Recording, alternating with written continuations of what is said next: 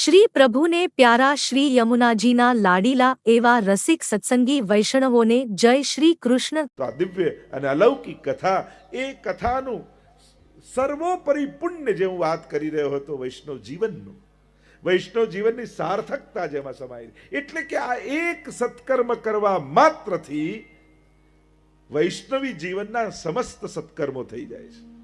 જેમ ભોજન મુખમાં મૂકો તો શરીરના બધા જ અંગો પુષ્ટ થઈ જાય। તમને એમ થાય કે આ તો મોઢામાં મૂક્યું દાળ ભાત, હાથ પગમાંનું શું? તો દાળ ભાત લઈને કે હાથ પગમાં મસાજ કરો છો કે ના, તો મોઢામાં મૂક્યું, હાથ પગનું ક્યાં કંઈ કર્યું છે? અરે મુખમાં પધરાવો તો બધા અંગો પુષ્ટ થઈ જ જાય। એમ જ જેને જેના જીવનમાં એકવાર શ્રીમદ ભાગવત કરાવ્યું છે, એના જીવનમાં સમસ્ત પુણ્યો અને સત્કર્મો થઈ ગયા માનવા। જેમ મુખમાં ભોજન નાખવાથી બધા જ અંગો પુષ્ટ થઈ જાય છે, એમ જીવનમાં ભાગવતના પ્રવેશ માત્રથી સમસ્ત સત્કર્મો પ્રભુ માની લે છે। એટલે હું તો ઘણી વાર કહું, આ ત્રણ સત્કર્મો દરેક વૈષ્ણવે જીવનમાં કરવા જોઈએ। વૈષ્ણવના ઘરે તમને જન્મ મળ્યો છે ને, એ સૌથી પહેલું પ્રમાણ છે કે ગત જન્મમાં તમે અનેક પુણ્યો કર્યા છે। આ પહેલી સાબિતી છે। અને હું નથી કહેતો, ગીતાજીમાં ભગવાન કહે છે, સુચિનામ શ્રીમતામ ગેહે, જે યોગભ્રષ્ટ જીવ હોય, અનેક સત્કર્મો કરીને મૃત્યુ પામી જાય અને પરમફળ ન પામી શક્યો હોય, ત્યારે ભગવાન કહે છે કે એ જીવને હું એવી જગ્યાએ જન્મ આપું છું જ્યાં ભક્તિ કરવાની બધી જ સુવિધા એને મળે છે। જો તમારો જન્મ એવા ઘરે થયો છે કે જ્યાં ઠાકોરજીની સેવા બિરાજે છે, તો માનજો કે ગયા જન્મના અનેક પુણ્યો તમારા ફલિત થયા છે। આનું પ્રમાણ છે। એમને એમ કોઈને વૈષ્ણવ કુળમાં જન્મ નથી મળતો। તમને એમ ભલે એમ થતું હોય કે આ તો અકસ્માત છે, કદાચ હું આ દેશમાં પેદા થયો તો આને માનતો હોત, આ અહીંયા જન્મ્યો હોત તો આને ના, તમે ગમે ત્યાં ગમે તે રીતે જન્મ લીધો હોત, તમે વૈષ્ણવ જ થાત। કારણ તમારી પાછળ જન્મ લેવાના કારણ રૂપે તમારા ગત જન્મની અનેક કરેલા સત્કર્મો જોડે છે। તમારી કરેલી ભક્તિ તમારી પાછળ છે। અને એટલે જ જો ને, આ દીપકભાઈના બા ને અમારા તો દાદીજી યાદ કરતા હતા, બધા કેવા ભગવદી વૈષ્ણવ, આપણે જૂના કડીના વૈષ્ણવને યાદ કરીએ, કેટલા મરજાદીના ઘર આપણા કડીમાં, અને કેવા કેવા ભગવદી જીવો। અને એ ભગવદીઓની ભક્તિ, હું તો એમને એમ જ કહીશ કે તમારા વડીલોની ભક્તિ આજે ફલિત થઈ છે તમારે કારણે, કે તમને ભાગવત કથા તમારા થકી થઈ રહી છે, ભાગવતજી બિરાજમાન થયા છે, દશમસ્કંદની ગાથા ગવાઈ રહી છે। આ કેવલ આપણી વ્યવસ્થાનું ફળ નથી। ઘણી વસ્તુ છે ને, આપણા કરવા કે આપણા સામર્થ્ય કે આપણી વ્યવસ્થાના ફળ નથી હોતા। આ આપણા પુણ્યોના ફળ રૂપે, પૂર્વજોની ભક્તિના ફળ રૂપે આપણને મળતું હોય છે।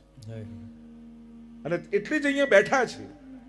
હું તો તમને આ જ પ્રશ્ન કરું, કદાચ આ 3 દિવસનું આયોજન ન હોત તો આ ટાઈમે તમે શું કરતા હોત?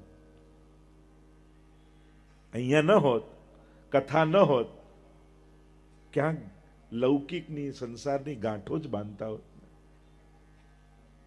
અને આપણે એ ન કરી અને ભગવાનની સામે બેઠા છીએ, ભગવાનના ગુણગાન સાંભળી રહ્યા છીએ। કદાચ આ ન હોત તો આપણે ભગવાનનું નામ અત્યારે ન લઈ રહ્યા હોત। આ ટાઈમ નથી ભગવાનનું નામ લેવો, લોકોના તો ભગવાનના નામ લેવાના ટાઈમ હોય ને।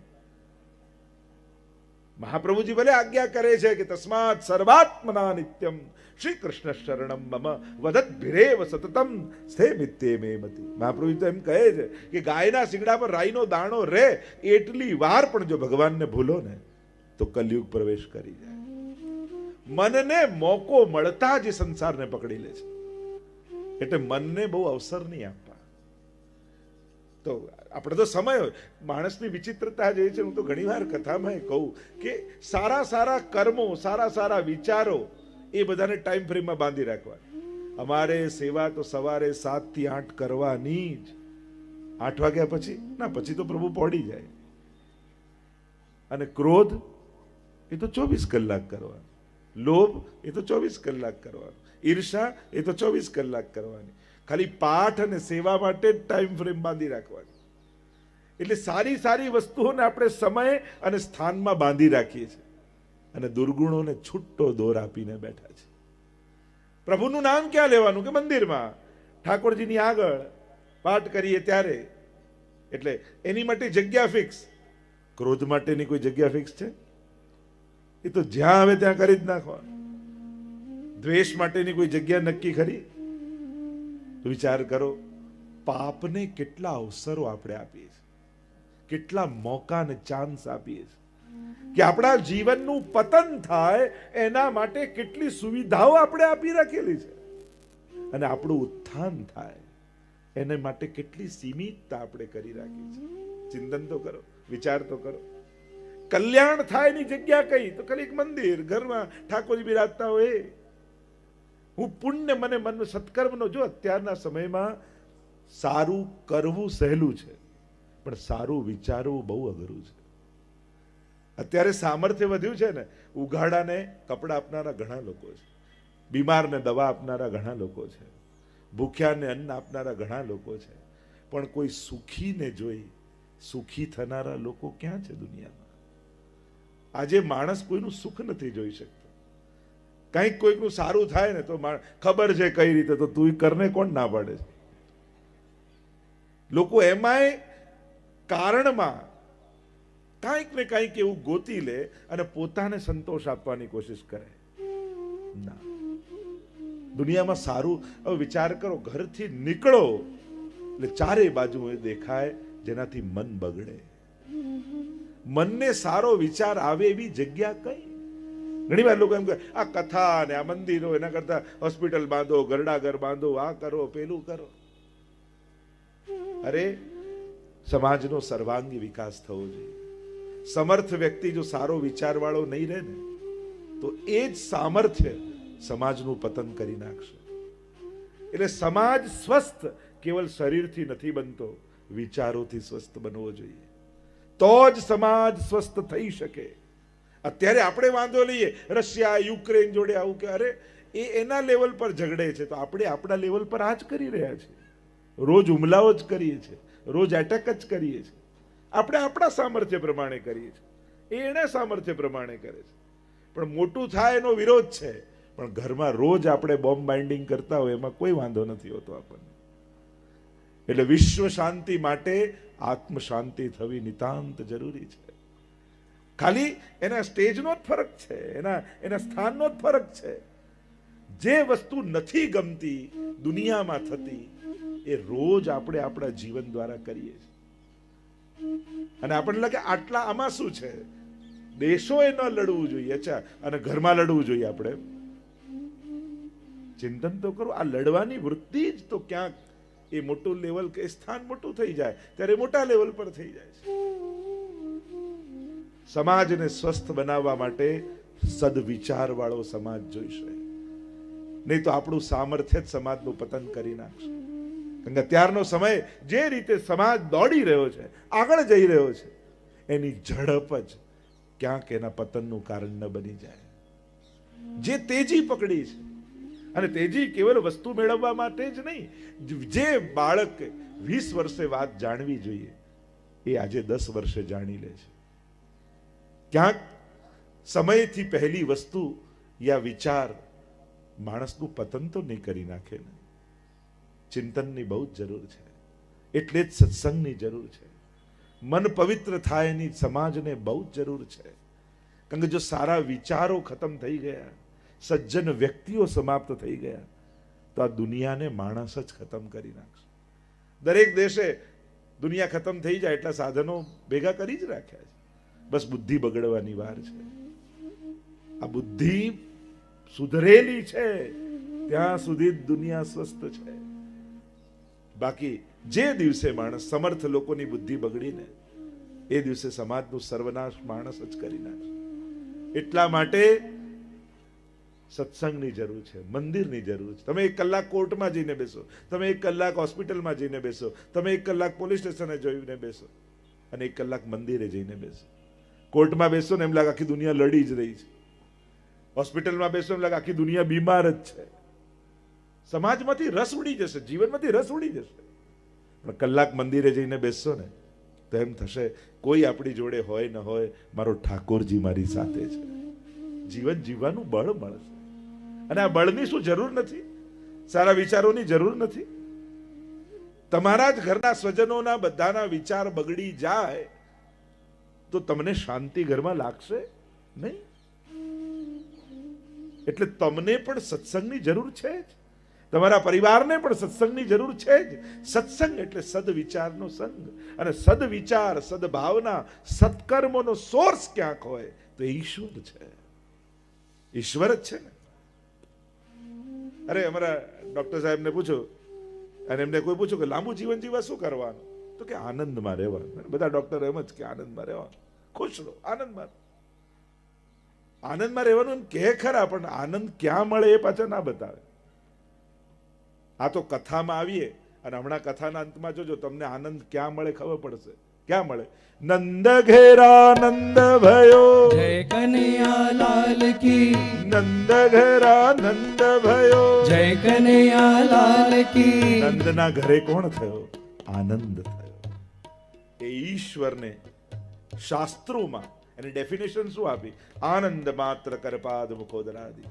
જે સર્વાંગ આનંદમય છે, જે વિચારનો, વ્યવહારનો, ભાવનાનો જે આનંદમય છે, એ જ કૃષ્ણ છે. આજે આપણે કૃષ્ણ ચરિત્રનું દર્શન કરવા જઈ રહ્યા છીએ. હું તમને આ વાત કરી સમાજથી લઈ અને દુર્ભાવનાઓથી લઈ સદભાવના સુધી લઈ જાઉં છું. પણ એ સદભાવના, સદવિચાર, સત્કર્મ શેના માટે છે? તો કે આનંદ માટે. અને એ આનંદનો સોર્સ ક્યાં છે? તો કે કૃષ્ણ. કૃષ્ણ શબ્દની ડેફિનેશન જ ઉપનિષદમાં આપવામાં આવી. કૃષ્ણ એટલે કોણ? કે કૃષિર ભૂવાચકો શબ્દ ણશ્ચ નિવૃત્તિવાચક તયોરૈક્ય પરબ્રહ્મ કૃષ્ણિત્યભિધીયતે. કોઈ કે હું ભગવાનમાં નથી માનતો, તો મારે પહેલો પ્રશ્ન એ કરવો પડે, તું ભગવાનની વ્યાખ્યા શું કરે છે? ભગવાનની ડેફિનેશન તારા મનમાં શું છે? તારી ડેફિનેશન રોંગ છે, તારી વ્યાખ્યા ખોટી છે, એટલે તું એમ કહે છે કે તું ભગવાનમાં નથી માનતો. બાકી આ દુનિયામાં પાપીમાં પાપી માણસ, નાસ્તિકમાં નાસ્તિક માણસ ધર્મ વગર જીવી નથી શકતો. દરેકને ધર્મ જોઈએ છે. બધા આગળ ગુસ્સો કરતો હોય, કોઈ એમ ઈચ્છે મારી સામે કોઈ ગુસ્સો કરે? શાંતિ જ જોઈએ ને. બધાને છેતરતો હોય, કોઈ એમ ઈચ્છે કે મને કોઈ છેતરે? એને તો ઈમાનદાર જ જોઈએ. અરે ચાર ચોર પણ ચોરી કરીને આવે ને તો એમ કહે ચલો ઈમાનદારીથી 4 ભાગ કરી લો. આયા જે ચોરી કરીને ઈચ્છે છે તો ઈમાનદારી. દુનિયાના કયા માણસને અધર્મ જોઈએ છે? કોઈને નહીં.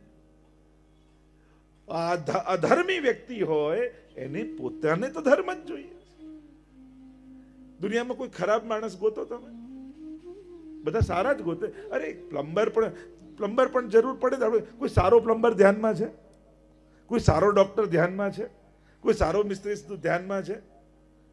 લૌકિકમાં પણ આપણે સારાને જ ગોતીએ. કોઈ એમ કે ખરાબ પણ ચાલશે. દુનિયામાં માણસ સારાઈને શોધે છે, અને એ સારાઈની સર્વોચ્ચ અવસ્થા, એ શુભતાની સર્વોચ્ચ અવસ્થા પર ઈશ્વર છે. એ આનંદની સર્વોચ્ચ સ્વરૂપ, એ પવિત્ર સ્વરૂપ એટલે ઈશ્વર, કૃષ્ણ. અને કૃષ્ણની શોધ એ કોઈ કલાક બચે છે એટલે કરવાની એક્ટિવિટી એ ધર્મ નથી. ધર્મ એ આપણા લાઈફની ડિમાન્ડ છે. આપણે બધા જ ઈચ્છીએ છીએ. આપણે બધાને ધર્મની આવશ્યકતા છે. એના વગર આપણે જીવી નથી શકતા. એટલે કે કૃષ્ણ બધાને જોઈએ છે, આનંદ બધાને જોઈએ છે. કોણ દુનિયાનો માણસ દુઃખ ગોતે છે? અરે કોઈ સુસાઇડ પર મરી જવું, સુખી થઈ જવું, ખરાબ કરીને પણ ઈચ્છે તો સુખ જ છે. દુનિયાના કયા માણસને દુઃખ જોઈએ છે? કોઈને નહીં. બધાની શોધ સુખ તરફ છે. આપણને કોઈ વસ્તુ કે વ્યક્તિ જોડે ક્યારે પણ લગાવ હોતો જ નથી. આપણને બધાને લગાવ હોય છે સુખ જોડે, આનંદ જોડે. કારણ કે એ જ ગમતી વસ્તુ દુઃખ આપવા લાગે. તમારી બહુ ફેવરેટ કાર હોય ને પછી એ જ તમને તકલીફ આપવા લાગે, તમે કાન કાઢી નાખો, વેચી નાખો. તમને કાર જોડે લગાવ હોત તો ક્યારે વેચે જ નહીં. તમને એનાથી મળતા સુખ જોડે લગાવ હતો, અને એ દુઃખનું કારણ બની કાઢી નાખો. તમારા જ ગમતા સ્વજનો, વ્યક્તિઓ, સંબંધીઓ જે અતિ પ્રિય હોય એ જ જ્યારે દુઃખના કારણ થઈ જાય તો આપણે સંબંધ તોડી નાખીએ. કારણ કે તમને વ્યક્તિ જોડે લગાવ નહોતો, તમને એનાથી મળતા આનંદ જોડે લગાવ હતો.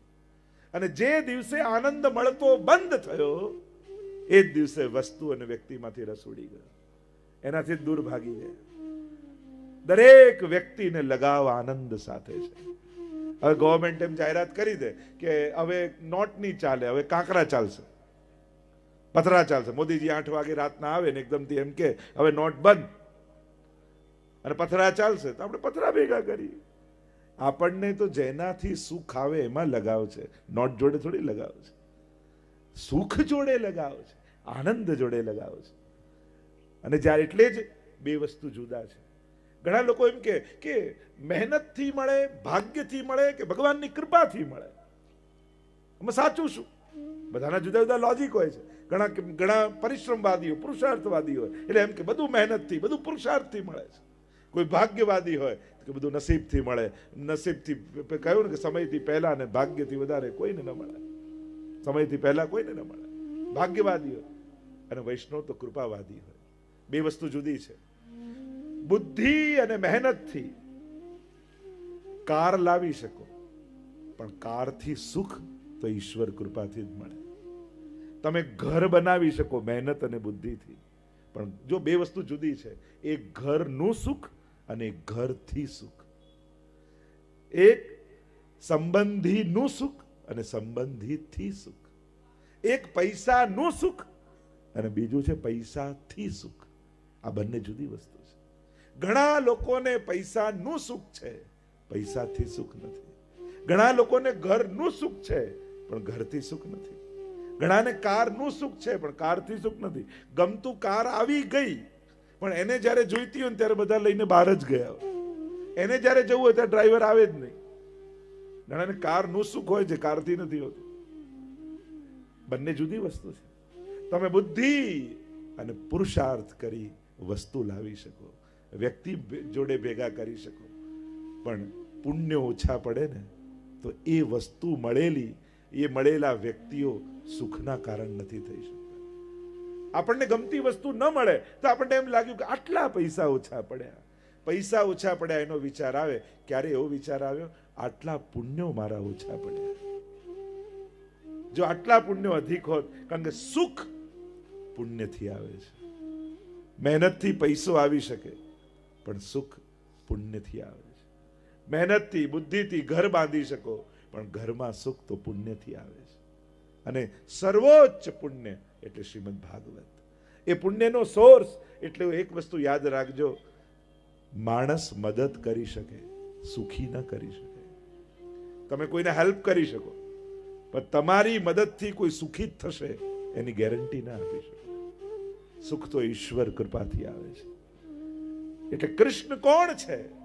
આપણે બધા આ જીવનભર જેને શોધીએ છીએ ને એનું જ નામ કૃષ્ણ છે.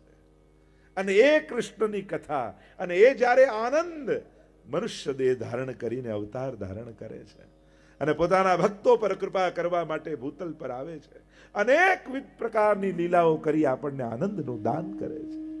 એ કૃષ્ણના ચરિત્રને આપણે જોવાનું છે, જેનું વર્ણન શ્રીમદ ભાગવતના 10મા સ્કંદમાં કરવામાં આવ્યું છે. એ કૃષ્ણ ચરિત્રની ગાથા આપણે ગાવાની છે. કૃષ્ણનું ચરિત્ર, કેરેક્ટર. ચરિત્ર કોને કહેવાય? વિચાર, ભાવના અને વ્યવહાર, આ ત્રણેય દ્વારા મનુષ્યનું ચરિત્ર બનતું હોય છે. તમે શું વિચારો છો, તમારી હૃદયની ફિલિંગ શું છે, ભાવનાઓ શું છે, અને તમારો વ્યવહાર કેવો છે, એના પરથી એક ચરિત્રનું નિર્માણ થાય છે. તો એ કૃષ્ણ ચરિત્રની ગાથા 10મા સ્કંદને કેન્દ્રમાં રાખીને આપણે જોવાના છે. આ બહુ અદ્ભુત ગાથા છે. કૃષ્ણને સમજવા એ જીવનનો એક ઉજાર, કારણ કે ભગવાન પોતે કહે છે કે જે મને અને મારી લીલાને જાણી જાય છે ને એને જન્મ મરણના ચક્કરમાં પડવું નથી પડતું. ગીતાજીમાં ભગવાનના પોતાના વચન છે. અને એ ચક્રમાંથી છૂટવા માટે આપણે કૃષ્ણ ચરિત્રનો અનુભવ કરવા માટે ભેગા થયા છે. જો આ રીતે ભેગા થવું, રોજ કેટલાને મળતા હોઈએ, કેટલા જોડે ભેગા થતા હોઈએ, પણ ભગવાન નિમિત્તે ભેગા થવું ને એ જીવનનો સર્વોચ્ચ આનંદ બની જાય છે. આપણા બધાના મળવાના કેન્દ્રમાં ભાગવતજી છે. અને ભાગવત એ 18મું મહાપુરાણ છે. સર્વોચ્ચ ફળ કહ્યું છે, પરમ પવિત્ર શાસ્ત્ર કહ્યું છે. અને આ એવું પુણ્ય કહ્યું છે કે આ કરવા માત્રથી સમસ્ત પુણ્યો, સમસ્ત તીર્થો, કારણ કે એમ કહેવાય જ્યાં ભાગવતજી બિરાજમાન થાય ત્યાં સમસ્ત તીર્થોનો વાસ હોય છે. 24 અવતારોનું મંદિર કોઈ હોય તો શ્રીમદ ભાગવત છે. તમે ભાગવતની પરિક્રમા, તમે ભારત વર્ષમાં તમને એમ થાય હું બધા જ તીર્થોની યાત્રા કરું તો કદાચ જીવન ઓછું પડી જાય, પણ બધા તીર્થો ન થાય. પણ એકમાત્ર ભાગવતની પરિક્રમા કરો ને તો ભારતના સમસ્ત તીર્થોની યાત્રાનું ફળ તમને મળી જાય છે. એવું પુણ્ય કર્મ આપણે ત્યાં ભાગવતજીને કહેવામાં આવ્યું છે. પેલું એમ કહેતા ને કે એક દીકરી આવીને પિતાને કહેવા લાગી કે પિતાએ પૂછ્યું કે બેટા તારે શું જોઈએ છે? તો કે મને સસરા લાવી આપો ને. કહ્યું કે આમને એમ સસરા થોડી આવે. ઠીક છે મને સાસુ લાવી આપો. અરે આમ સાસુ થોડી આવે. અચ્છા મને જેઠ લાવી આપો. અરે આમ જેઠ ના, અરે મને જેઠાણી લાવી આપો, દેર લાવી આપો, દેરાણી લાવી. આમ જ્યારે છોકરી બોલવા લાગી ત્યારે પિતાએ કહ્યું કે એક વર ગોતી લે, આ બધું તો એમને પાછળ પાછળ આવશે. એમ ભાગવત પકડી લો તો સમસ્ત પુણ્યો તો એમને પાછળ પાછળ આવશે. આ એવું એક સત્કર્મ વૈષ્ણવી જીવનનું માનવામાં આવે. એટલે હું કહું ને 3 સત્કર્મની વાત કરતો હતો, એ જીવનમાં એકવાર ભાગવત કથા કરવી. અને આ પણ ભાગવત કથા જ છે. ભાગવત કથા એટલે હું બેસીને 7 દિવસ કરું એ જ નહીં. જ્યાં જ્યાં ભગવત ગુણગાન છે, ભાગવત છે. જીવનમાં એકવાર ગૌદાન કરું. જો આપણે ગોપાલ પ્રભુની કેવી સુંદર ગાયોની ગૌશાળા છે. વૈષ્ણવી જીવનનું એક બહુ મોટું પુણ્ય કહ્યું કે જીવનમાં દરેક વૈષ્ણવે એકવાર ગૌદાન જરૂર કરવું જોઈએ. અને ત્રીજું, ક્ષણવાર માટે પણ વ્રજનો આ જ દેહ સાથે જીવનમાં એકવાર વ્રજવાસ કરવો જોઈએ. કેટલા દિવસ રોકાયા, કેટલા કલાક રોકાયા એની ચર્ચા નથી કરવી, પણ આ દેહને વ્રજભૂમિનો સ્પર્શ થાય તો જીવનમાં એકવાર વ્રજવાસ કરવો. આ 3 સત્કર્મો દરેક વૈષ્ણવ જીવનમાં એકવાર ચોક્કસ કરવા જોઈએ. એના વગર વૈષ્ણવી જીવન અધૂરું માનવામાં આવે છે કે આ સત્કર્મો તો થવા જ જોઈએ. શ્રીમદ ભાગવત એ પ્રશ્નથી કૃષ્ણ સુધીની યાત્રા છે. પ્રશ્નથી શરૂઆત થાય, મોહથી મોહન સુધીની યાત્રા છે, શંકાથી સમાધાન સુધીની યાત્રા છે. અનેક શંકાઓ આપણા મનમાં છે. એ ભગવાન સંબંધી હોય કે આ દુનિયા ભગવાને બનાવી, ભગવાન જો બધું બનાવે તો કોઈ સુખી કેમ, કોઈ દુખી કેમ, ને કોઈને આમ કેમ, આવો ભેદભાવ કેમ? શું આ ચલાવનારો ઈશ્વર હશે? શું ભગવાન અવતાર લઈને આવતો હશે? કોઈ એમ કહે છે કે કણકણમાં ઈશ્વર છે, કોઈ એમ કહે છે કે તમારી અંદર ઈશ્વર છે, કોઈ એમ કહે છે કે તમે જેની સેવા કરો એ ઈશ્વર છે. તો આમાં સાચું શું? કેટલા પ્રશ્નો આપણા મનમાં જાગે. એ સંસાર સંબંધી હોય કે ભગવાન સંબંધી હોય, પ્રશ્ન વગરનો માણસ નહીં મળે. પ્રશ્ન દરેકના જીવનમાં છે અને પ્રશ્ન જ એક અવસર છે. પ્રશ્ન કોઈ ખરાબ વસ્તુ નથી. શંકા તો શ્રદ્ધા સુધી લઈ જાય છે. સદગુરુ માટે ભક્તની શંકા એક અવસર હોય છે કે આ શંકા જ એને શ્રદ્ધા સુધી લઈ જશે. જો જીવનમાં પ્રશ્ન જાગે ખોટું નથી, પણ પ્રશ્નનો ઉત્તર ગલત જગ્યાએ લેવું એ બહુ ખતરનાક છે. શંકા જાગે સારું છે, પણ સમાધાન જો ખોટા વ્યક્તિ પાસે લેવા જશો ને તો એ તમારી શંકા વધારે દ્રઢ કરી નાખશે. ઓથેન્ટિક પર્સન પાસેથી પૂછો, ઓથેન્ટિક ગ્રંથ વાંચો. આપણા હિન્દુ સમાજની તકલીફ જ એ છે, જેટલું ક્રિશ્ચન ભાઈઓને બાઇબલ વિશે ખબર છે, જેટલું મુસ્લિમ ભાઈઓને કુરાન વિશે ખબર છે, એટલું આપણું હિન્દુ ભાઈઓને ગીતા કે ભાગવત વિશે ખબર નથી હોતી. અને ખબર નથી હોતી એટલે અંધશ્રદ્ધાઓ પેદા થાય. કારણ કે આપણા ધર્મનું જ્ઞાન ક્યાંથી આવે? કોઈ પાડોશીને પૂછીએ, કોઈ ઇન્ટરનેટમાં એક પેજ વાંચીએ, કોઈ મેગેઝિનનો, કોઈ છાપાનો લેખ વાંચીએ, અને આ રીતે જે ખીચડી ભેગી થાય છે અને પછી જે કન્ફ્યુઝન પેદા થાય આપણને, આ તો બહુ અઘરું. અઘરું નથી, તારી જાણવાની પદ્ધતિ ખોટી છે. તે તારી શંકા ગલત જગ્યાએ પૂછી. હવે વિચાર કરો, અર્જુનને મોહ જાગ્યો અને એને કૃષ્ણને પૂછવાની જગ્યાએ ધૃતરાષ્ટ્રને પૂછ્યું હોત તો યુદ્ધ લડું કે નહીં, કેવી ગીતા મળત? એ તો કૃષ્ણ બાજુમાં હતા તો સમાધાન મળ્યું. જે ધૃતરાષ્ટ્રને પૂછ્યું હોત કે આવું લડાતું હશે ભાઈઓ જોડે, ચાલ ચાલ ઘરે બેઠા બેઠા માળા ફેરવીએ, યુદ્ધ લડાય? એ લડવા દત? એ જીતવા દત? ના. અને કદાચ અર્જુન ન લડ્યો હોત તો એને શાંતિ મળે? ક્યારેય નહીં. એ તો ક્ષત્રિય છે, સિપાહી છે. લડવું એના સ્વભાવમાં છે, જીતવું એની પ્રકૃતિમાં છે, ભાગવું એની પ્રકૃતિ નથી. અને પ્રકૃતિથી વિરુદ્ધ કામ કરવા જાઉં તો શાંતિ ન મળે. ઘણી વાર ઘણા બહુ જ એક્ટિવ હોય અને બધાને જોઈને એના મિત્ર રિટાયર્ડ થાય ને તેમ કે લાવ હું રિટાયર્ડ થઈ જાઉં, અને પછી જે ટેન્શન થાય એને, દરેક લોકોને ફ્રી થઈને શાંતિ થોડી મળે છે. એ તો નેચર એવો હોવો જોઈએ. ઓફિસેથી કામ છોડે તો ઘરમાં કટકટ ચાલુ થાય, અહીંયા ચોખ્ખું નથી ને આમ કપડાં પડ્યા છે ને પેલું પડ્યું, પેલા બહેન કે તમે ઓફિસે જાઓ તો શાંતિ. કારણ કે એને તો કામ જ એની પ્રકૃતિ એના નેચરમાં છે, એને કામમાં જ શાંતિ મળે છે. એટલે કોઈ એમ કે કામ છોડવાથી શાંતિ મળે એમાં હું નથી માનતો. તમારી પ્રકૃતિમાં છે નિવૃત્ત થવું, અને જો નથી તો પ્રવૃત્તિમાં જ તમને શાંતિ મળશે. તો એવા કામ કરો કે સમાજ કલ્યાણના હોય, લોકોના હિતના હોય, પ્રભુની ભક્તિના હોય, જે સમાજમાં પુણ્ય અને સત્કર્મ અને સદવિચારોને વહાવે, એવા કાર્યમાં જોડાઈ જાઓ. શાંતિ દરેક માટે જુદી છે. ઘણીવાર ફોરેન જઈએ ને એટલે અમેરિકા 6 મહિના થઈ ગયા હોય બાને, અને અમે મળીએ એટલે વિચારે એવા હરખાઈ જાય, આંખમાં ચમક આવી જાય. પૂછીએ કેમ બા શાંતિ છે ને? જે અહીંયા તો ભયંકર શાંતિ, કોઈ દેખાતું જ નથી. એટલે શાંતિ એ ભયંકર હોય. અને અહીંયા તો બધાના અમેરિકા બધા રહે છે રિલેટિવ, એટલે તમને ખબર હશે 2-3 મહિના પછી શું થાય છે. આપણે કહીએ આ તો સ્મશાન શાંતિ છે, આપણે કહીએ આ તો યુદ્ધ પહેલાની શાંતિ છે. શાંતિ કેટલા પ્રકારની હોય છે. આપણને કેવી શાંતિ જોઈએ? જેમાં કૃષ્ણ મળે એવી શાંતિ જોઈએ. જે ગીતાજીમાં ભગવાન કહે છે ને, તમેવ શરણમ ગચ્છ સર્વભાવેન ભારત તત્પ્રસાદાત પરામ શાંતિ. એવી શાંતિ જોઈએ જેમાં પરમ આનંદનો અનુભવ હોય. જેમ ઘણીવાર તમે હવેલીમાં નંદ મહોત્સવના દિવસે ગયા હો, અને નંદ મહોત્સવમાં જે નાચો કૂદો આનંદ કરો, અને ઘરે આવીને થાકીને બેસો, અને એ આનંદમાંથી જે શાંતિ પેદા થઈ હોય, યા ક્યારેક કોઈ સત્કર્મમાં જોડાયા હો, કોઈ સમાજ સેવાનું કાર્ય હોય ને એમાં તમે જોડાયા હો, લોકોને ભોજન પીરસતા હો, વાંટતા હો, મદદ કરતા, થાકમાં પણ જે શાંતિ લાગે, જે આનંદ લાગે સત્કર્મ કરીને, એવી શાંતિ આપણને જોઈએ છે. તો શાંતિ એ એકાંતમાં મળે એ નથી, જે કાર્યની તૃપ્તિમાં મળે એ શાંતિ છે. આપણે ઘણીવાર એકાંતને શાંતિ માની લઈએ. હિલ સ્ટેશન પર અહીંયા જેમ કેવી શાંતિ, શાંતિ નથી, એકાંત છે. હમણાં અઠવાડિયામાં તકલીફ પેદા થઈ જશે. આ તો પ્લેસ ચેન્જ થયું, જગ્યા બદલાઈ એટલે આપણે શાંતિ જેવું લાગ્યું. શાંતિ જગ્યામાં નથી હોતી, શાંતિ સ્વભાવમાં હોય છે, પ્રકૃતિમાં હોય છે. અને જે પોતાના સ્વભાવમાં રહેલી શાંતિનો અનુભવ કરે ને, એને સંસાર ક્યારેય વિચલિત નથી કરી શકતો. અને જે સુવિધાઓ ગોતીને શાંતિ ગોતવાની કોશિશ કરે, એની શાંતિ બહુ ટકતી નથી હોતી. જીવનમાં સુખ વ્યવસ્થાઓથી ન ગોતો, સ્વભાવથી ગોતો, સમજણથી ગોતો. અને જેણે સમજણથી સુખી થતા શીખી લીધું છે ને, એને સંસારની વિપરીતતા વિચલિત નથી કરી શકતી. અને જેણે સંસારને, વસ્તુઓને, વ્યક્તિઓને અનુકૂળ કરીને સુખી થવાની કોશિશ કરી, એ કોઈના સુખ ટક્યા નથી. કારણ સંસાર તો ચલિત છે, આજે જેવો છે કાલે. હવે તમે અત્યારે જે કલાક બેઠા ને જે વિચારવાળા રહ્યા, 2 કલાક પછી આવા જ રહેશો એની ગેરંટી તમને ખરી? અહીંયાથી બહાર નીકળ્યા પછી અહીંયા છીએ એવા જ વિચારવાળા આપણે રહીશું. ક્યાંક દર્શન કરતા કોઈ ધક્કો માર્યો તોય પિત્તો જતો રહે માણસ.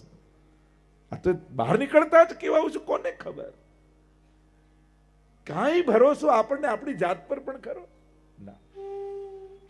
સમજણ એક કન્યા પરણીને આવી એટલે પત્નીએ કહ્યું એના પતિને કે તમે મને સુખી કરશો? પતિએ કહ્યું જો તું કહીશ એવી કાર લાવી આપીશ, તું કહીશ એવું ઘર બાંધી આપીશ, તું કહીશ એવા દાગીના લાવી આપીશ, પણ સુખી થતા જો તું ન શીખી તો તારા સિવાય તને બીજું કોઈ સુખી કરે એમ નથી. આ તો તારે જ શીખવું પડશે સુખી થતા. જે મળ્યું છે એમાં કઈ રીતે સુખી થઈને જીવવું, એ સમજણ સત્સંગ આપણને આપે છે, કૃષ્ણની ભક્તિ આપણને આપે છે, પ્રભુના દિવ્ય ચરિત્રો આપણને આપે છે.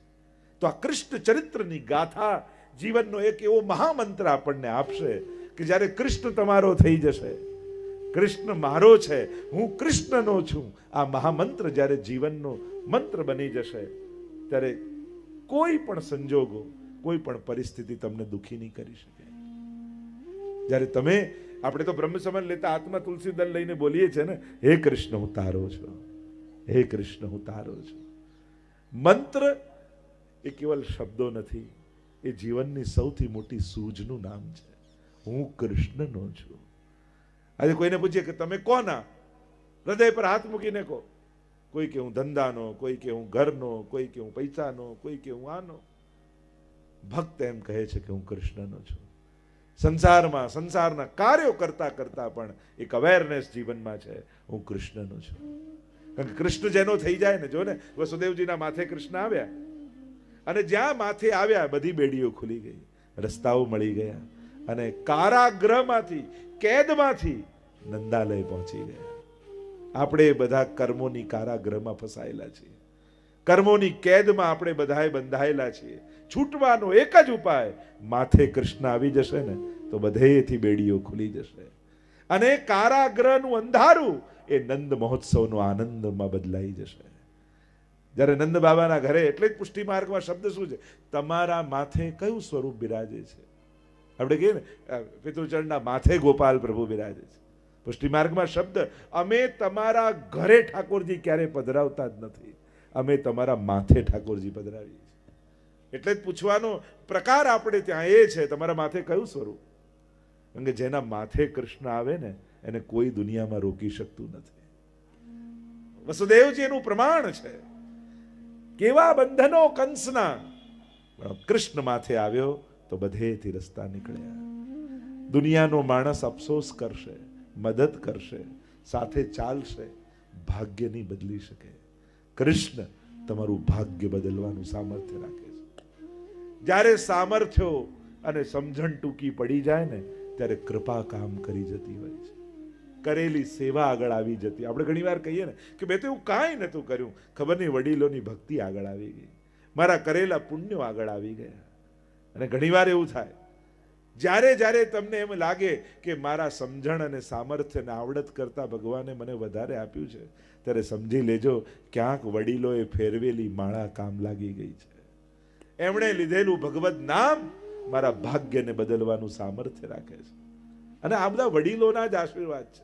પરીક્ષિત મહારાજ પોતે કહેશે કે આ મારા કોઈ, પરીક્ષિત મહારાજે કહ્યું એવું પુણ્ય કર્યું કે એને ભાગવત મળે, સુખદેવજી મળે.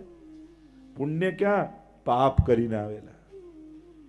ભાગવતની કથા ખ્યાલ છે ને તમને, કે ઋષિના ગળામાં મરેલો સર્પ લપટાવી દીધો, શ્રાપ મળ્યો કે તે તો મારેલો સર્પ નાખ્યો મારા પિતાના ગળામાં, હું શ્રાપ આપું છું. આથી 7મા દિવસે જીવતો તક્ષક આવીને તને દંશ દેશે.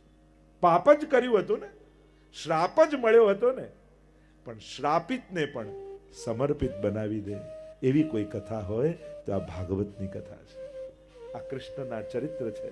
આપણને શ્રાપ જ છે ને, 7મા કોને 8મો દિવસ મળે છે? બધાએ સોમથી રવિમાં જ જવાનું છે, 8મો દિવસ કોઈની પાસે નથી. પણ હા, કર્મોના શ્રાપ લઈને આવ્યા છે, પણ સમર્પણ દ્વારા કૃપાનો પ્રસાદ પામીને જવાનું છે. આપણે મરીને નથી જવું, આપણે તો જીવીને જવું છે. ભાગવતે શીખવાડે, સાધારણ લોકો દુનિયામાંથી મરીને જાય અને ભક્તો તો જીવીને જાય. જીવનનો ઓડકાર લઈને જવું છે, જીવનની તૃપ્તિ લઈને જવું છે, એક એક ક્ષણોને માણીને જવું છે. મળેલી ક્ષણો વેડફીને નથી જવું. કૃષ્ણનો ભક્ત એની એક એક ક્ષણ એના જીવનનો ઉત્સવ હોય છે. કારણ કે એને ખબર છે મારી મહેનત કે બુદ્ધિ નથી, મારા જીવનનો સંસાર જે છે ને એ ભગવાનનો આપેલો પ્રસાદ છે. કારણ કે પુરુષાર્થનું ફળ માનશો ને તો મળેલું સુખ પણ બંધન બની જશે, પણ પ્રભુને આપેલો પ્રસાદ માનશો ને તો ભોગવેલું પણ બંધન નહીં કરે.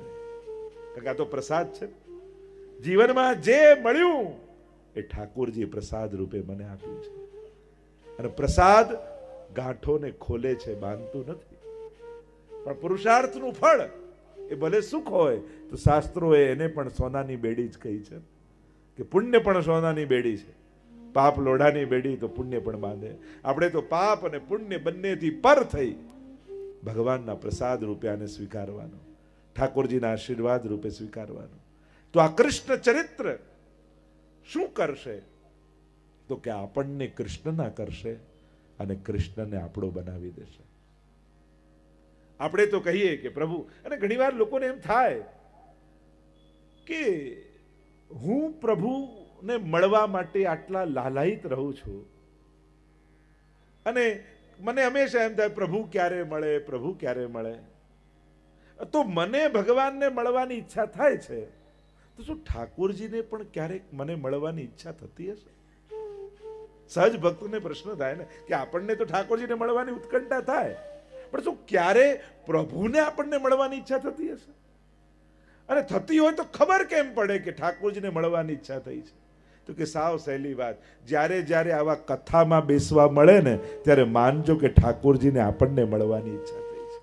અને એટલા માટે કૃષ્ણ કથાનું રૂપ ધારણ કરી અને આપણા સુધી પહોંચી ગયો છે. જ્યારે જ્યારે કથામાં બેસવાનો અવસર મળે ત્યારે માનવું કે આજે પ્રભુએ મને યાદ કર્યો છે. આપણે તો પ્રભુને યાદ કરીએ, પણ શું પ્રભુ આપણને યાદ કરતા હશે? આવો પ્રશ્ન થાય માણસને. જ્યારે જ્યારે આવા અવસર મળે ત્યારે માનજો આજે ઠાકોરજીએ મને યાદ કર્યો, અને પ્રભુએ મને યાદ કર્યો એટલે જ આવા સ્થાને આવી ક્ષણે હું ઉપસ્થિત રહી શક્યો, હું બેસી શક્યો, કથાના શબ્દો મારા કર્ણમાં પહોંચી શક્યા. એનું એક જ કારણ કૃષ્ણની કૃપા. કૃપા વગર આપણે એમ માની કથા સાંભળીને કૃપા, માળા ફેરવીને કૃપા, પાઠ કરીને કૃપા, સેવા કરીને કૃપા થાય. સાવ ખોટી વાત. કૃપા થાય તો જ કથામાં અવાય, કૃપા થાય તો જ માળા ફેરવી શકાય, કૃપા થાય તો જ પાઠ બોલી શકાય, કૃપા થાય તો જ દર્શને આવી શકાય. નહીં તો દર્શન કરવામાં 10 મિનિટ લાગે, પણ દર્શન કરવા જવું છે આ વિચાર આવતા આવતા 60 વર્ષ જતા રહે છે. દર્શન કરવામાં ટાઈમ નથી લાગતો તો 10 મિનિટ લાગે આપણને, પણ દર્શને જવું એક બુદ્ધિનો વિચાર. જો બુદ્ધિ અને પગમાં અંતર, ડિસ્ટન્સ કેટલું, અંતર કેટલું? 5 ફૂટ, 5.5 ફૂટ, 6 ફૂટ. પણ અહીંયાની વાત, બુદ્ધિની વાત, આચરણ સુધી આવતા આવતા 60 વર્ષ જતા રહે છે. અંતર ક્યાં વધારે કાપવાનું છે? એ 5 ફૂટનું ડિસ્ટન્સ કાપતા કાપતા જીવન ખોઈ બેસીએ છીએ. તો જીવનમાં જેટલી જલ્દી સમજ આવી જાય એટલું સારું છે. સમજી જઈએ જીવનનો સાર અને સાફલ્ય, એટલું જેટલું જલ્દી માણસ સમજે એટલું સરસ છે. અને ભાગવત આ સમજણનો મહામંત્ર લઈને બિરાજમાન છે. ભાગવત જેવું કોઈ શાસ્ત્ર નથી. મહાપ્રભુજી તો કેટલો પરિશ્રમ ભાગવતને પ્રમાણ ગ્રંથ રૂપે કોઈ સ્વીકૃત કરાવ્યું હોય તો શ્રી મહાપ્રભુજીએ છે. 7 રીતે શાસ્ત્રે સ્કંદે પ્રકરણે અધ્યાય વાક્ય પદેક્ષરે એકાર્થ સપ્તધા જાનન વિરોધેન મુચ્યતે. 7 રીતે અર્થ કરે ને એકાર્થ કર્યો છે મહાપ્રભુજી. અદ્ભુત મહાપ્રભુજીનું યોગદાન છે. આજે દુનિયામાં ક્યાંય પણ ભાગવત કથા થતી હોય ને, દુનિયામાં ગમે ત્યાં, કોઈ મહાપ્રભુજી શ્રી વલ્લભાચાર્યજીનું નામ લે કે ન લે, પણ મહાપ્રભુજી બતાવેલા અર્થો વગર ભાગવત કથા થઈ જ ન શકે. કોઈ જાણે કે ન જાણે કે આ સુબોધની, મહાપ્રભુજી સુબોધનીજી રચી ને ભાગવતજી ઉપર મહાપ્રભુજીની ટીકા, મહાપ્રભુજીએ બતાવેલા અર્થ ઘટન વગર કથા થઈ જ ન શકે. એવું યોગદાન શ્રી મહાપ્રભુજીનું છે. તો આ કૃષ્ણ ચરિત્રની ગાથા 10મ સ્કંદને આધારમાં લઈ, કેન્દ્રમાં લઈને આપણે ચર્ચા કરવાના છીએ. ભાગવત 12 સ્કંદમાં ટૂંકમાં પરિચય આપી દઉં ને સીધા 10મ સ્કંદ તરફ પ્રયાણ કરીએ. 12 સ્કંદ સાક્ષાત શ્રીનાથજી બાવાનું વાંગમય સ્વરૂપ આપણે માનીએ છીએ ભાગવતજીને. વાંગમય એટલે વાણીમય, શબ્દમય. એટલે જ ભાગવતજીને વાંચવાની મહત્તા નથી, ભાગવતજીને સાંભળવાની મહત્તા છે. જો અત્યારે આપણી ભક્તિ છે ને બે સ્થાનમાં રોકાય. એક, અમે તો ક્યાંય જઈએ નહીં, ઘરે જ વાંચી લઈએ. અને બીજું, અમે તો જઈને એકવાર દર્શન કરી આવીએ એટલે અમારું તો બધું આવી જાય. નવધા ભક્તિમાં નથી વાંચન ભક્તિ, નથી દર્શન ભક્તિ. તમે નવધા ભક્તિ જુઓ તો શ્રવણમ કીર્તનમ વિષ્ણોઃ, સ્મરણમ પાદ સેવનમ, અર્ચનમ વંદનમ દાસ્યમ, સખ્યમ આત્મનિવેદનમ. નવધા ભક્તિમાં નથી દર્શન ભક્તિ આવતી, નથી વાંચન ભક્તિ આવતી, શ્રવણ ભક્તિ છે. પહેલી જ ભક્તિ છે શ્રવણ, સાંભળો. શ્રવણમ એ બહુ વિશેષ કળા બતાવવામાં આવી છે. સાંભળવું પણ એક કળા છે. જો અત્યારના સમયની સૌથી મોટી વિપદા કઈ, બધાના મોઢે એક જ ફરિયાદ તમે સાંભળશો, અમારું કોઈ સાંભળતું નથી. એક ભાઈ બીજા ભાઈને કે, દીકરા પિતાને કે, પિતા એના દીકરાને કે, પતિ પત્નીમાં તો કહેવા જેવું જ નથી. આડોશી પાડોશીને કે, એક દેશ બીજા દેશને કે અમારું કોઈ સાંભળ. તો જ્યારે એવો સમય ચાલી રહ્યો છે કે જ્યાં કોઈ કોઈનું સાંભળવા તૈયાર નથી, એવા સમયે 3 કલાક તમે મને સાંભળવા તૈયાર થયા છો, એ મારું સૌભાગ્ય છે.